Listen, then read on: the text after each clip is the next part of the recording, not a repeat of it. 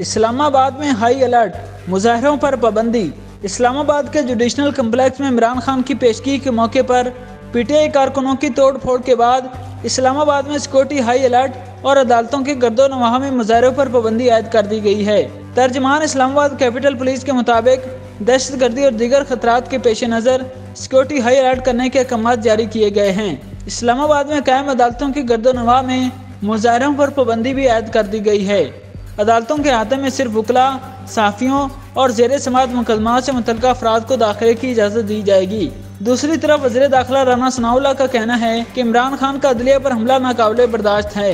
Jurisdictional complex हमला case में इमरान खान की गिरफ्तारी की पूरी कोशिश की जाएगी। इस्लामाबाद में प्रेस कॉन्फ्रेंस करते हुए वज़ीर दाखिला ने कहा कि अदलिया ने इमरान खान के नखरे उठाए और जैसे वो इसके नाज नखरे उठा रहे हैं, उसको तो चाहिए सिर्फ 2-4 गार्ड्स को ले और पेश हो जाए।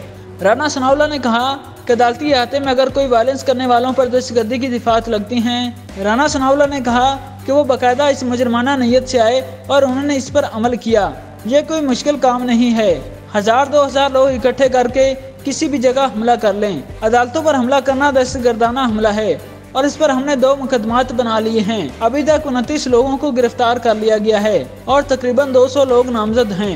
उन्होंने कहा कि इमरान खान इस पूरे मुजरमाना अमल का सरगना है और इसके अंदर जो फितना छुपा हुआ है पूरी कौम के सामने आ गया है। पूरी कौम से ये अपील है कि इस फितने को पहचानें और अपने वोट से इसको निकाल बाहर फेंकें। इस अमल से अदालतों का एहतराम तो क्या, अदालतें काम करने के भी काबिल नहीं रहेंगी। राना सनाउल्लाह ने कहा कि एक तो अदालतें इसके नखरे उठाएं, ऊपर से ये छत्ते लेकर इन पर हमला आवर हो जाए।